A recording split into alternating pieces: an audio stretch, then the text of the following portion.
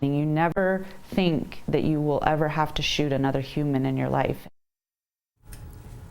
Well, no parent or grandparent ever wants to have to imagine what they would have to do if someone broke into their home and threatened their children. One Albuquerque woman doesn't have to imagine any longer because that nightmare became a reality earlier this year. Griffin Rushton sat down with a woman whose quick thinking and bravery saved her family from a simply unthinkable tragedy.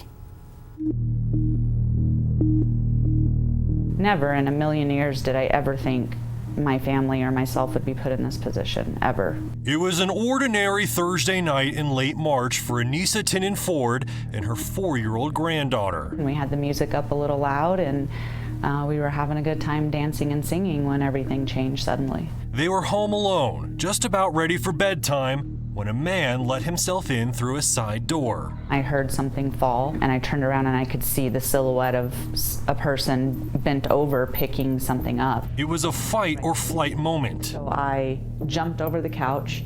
He came towards me. I went towards him. She quickly realized her family was in danger. He saw her, threatened to hurt myself and her, and told me to give my keys to him. She led him away. I'm just walking with him. Somehow finding a moment to secretly dial 911. I'm gonna get you. Let's go outside. They both ended up in the kitchen. We came in here. I set my granddaughter down here in a safe area, and then this is where we have our dish of keys, and so he was just rifling through everything. I'm standing here trying to negotiate with him to get him outside. It'll go. I promise. And after a few moments, he ran out and tried to take off in one of their cars. That's when the panic sets in. I need police. I need police here now. What's going on? There's a guy came into my house. He's trying to take my car. Please help me. But even with police on the line, she was still on her own. I knew that I needed to get my granddaughter and myself to a safe location and get my firearm just in case. They went to her bedroom. She grabbed her gun and put her granddaughter out of sight. Honey, I want you to stay right here, okay? I need you to be really brave, so I will, okay? I gotta go. You stay right here in Aya's bedroom, okay? It's okay, baby. I know, honey. I know. It's okay. When the car doesn't start, the invader went looking for a way back inside, and this time with force. He's banging on the door. The next thing I remember is him coming around the corner, coming at me, and I'm walking towards him, he's walking fast towards me. I warned him several times to get back. Get back! Get back! I have a gun! Get back! Get back! I will When you're that close to somebody and you shoot him, you hear things that don't leave your head. She says it took police 6 minutes to arrive on scene. Albuquerque Police, APD.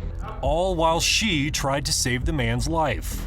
So he laid right here. I did get him water. I got him a towel, put some pressure on his wound. He is not a good person. He has made a lot of bad choices in his life, but he still is a human being. The whole incident only lasted 14 minutes. The aftermath has been devastating. You never think that you will ever have to shoot another human in your life. Tinnen Ford says she's in trauma therapy, but her family is more concerned about her granddaughter. She's 4 years old.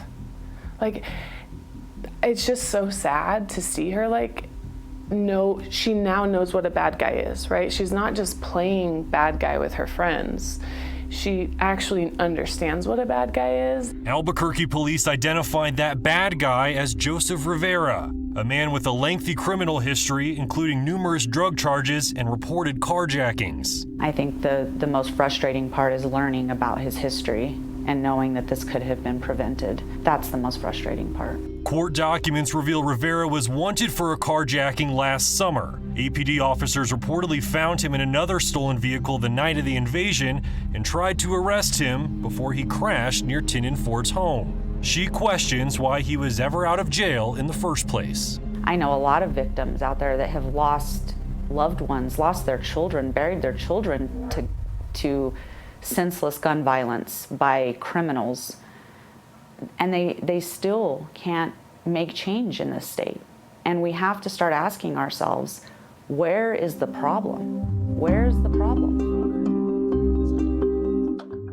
Rivera appeared in court last week after he recovered from his injuries. A judge ordered him to stay in jail before his trial, giving Tynan Ford and her family a chance to breathe. My family's strong. I have a good support system. We will be okay. It's going to take some time.